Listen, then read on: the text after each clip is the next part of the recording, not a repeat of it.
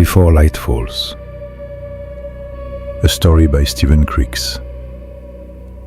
Read for free at stephencreeks.com. Prologue.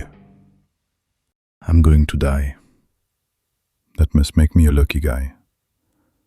The dogs give me a week, maybe two. So many people leave without being prepared. Like my wife, my Clara. Every day since she left, I miss her.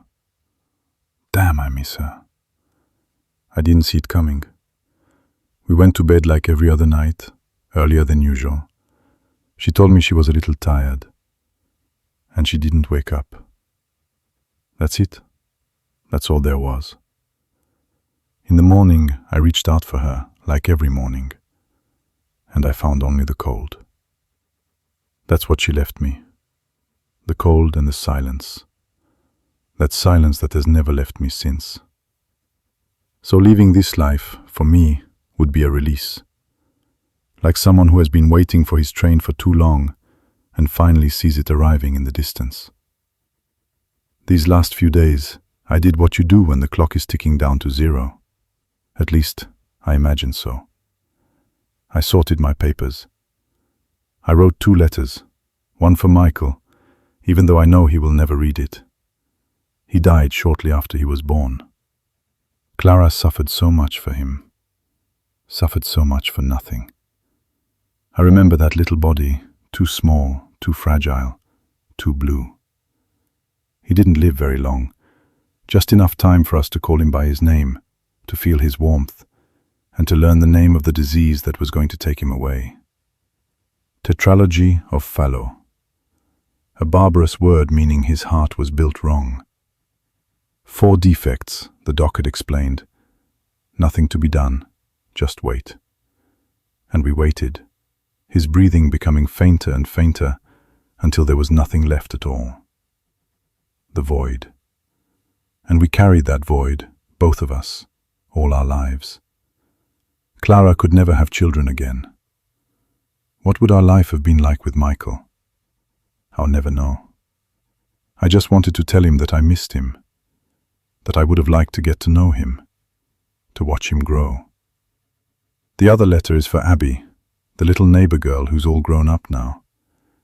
She used to play in front of her house often, and every time she saw us coming home or walking Gordon, she would run over to demand a kiss.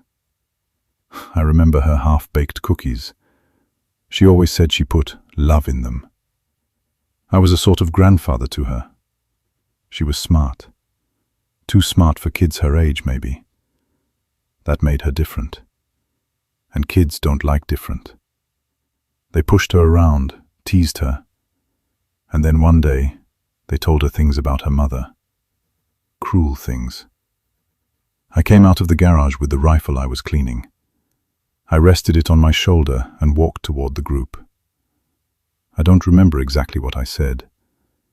I must have asked them to repeat it, looking each of them in the eye. They didn't. They took off. None of them had any guts in the end. After that, to Abby, I had become a superhero with a gun. The kids at school finally left her alone and, in a way, she became part of our life. Her mother worked late nights at Tres Pollos, downtown, so we often babysat Abby. Clara helped her with her homework. I handled dinner. I read her a story before she fell asleep.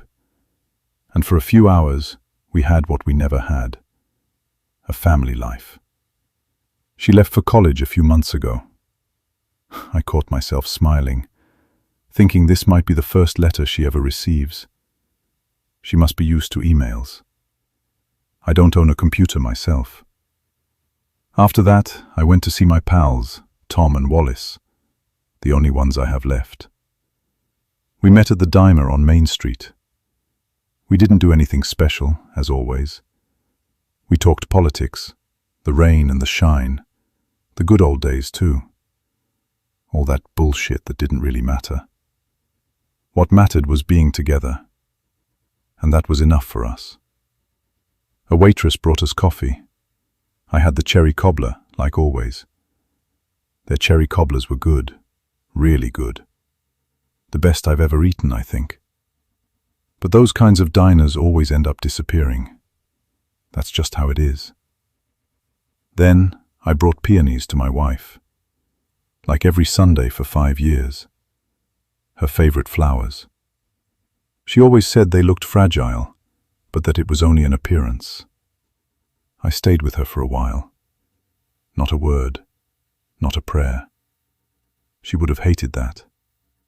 Clara was Baptist. I'm an atheist. She respected that. She never tried to change me. And anyway, pray to whom? A God who had ripped my life away without taking me. A God who left me here, prisoner of an empty shell that was still breathing. Finally, I simply told her I was coming soon. Not loud, just enough for her to hear me. To believe for a moment that there might be something after. A place where she is waiting for me. But I doubt it. I still have one last thing to do. Something I have carried for more than 60 years. Not a lie, no. But some truths hurt more than silence. A secret. A state secret that I haven't entrusted to anyone. Not even Clara. Not that I wanted to hide anything from her. I simply wanted to give her a gift.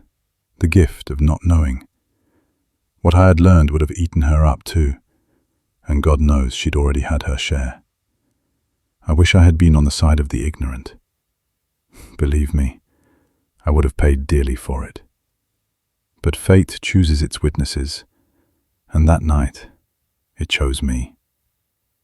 That night, August 20th, the day I met her for the first time. Clara.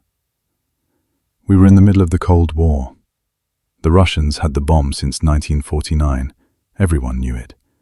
The papers, the politicians, even the kids at school.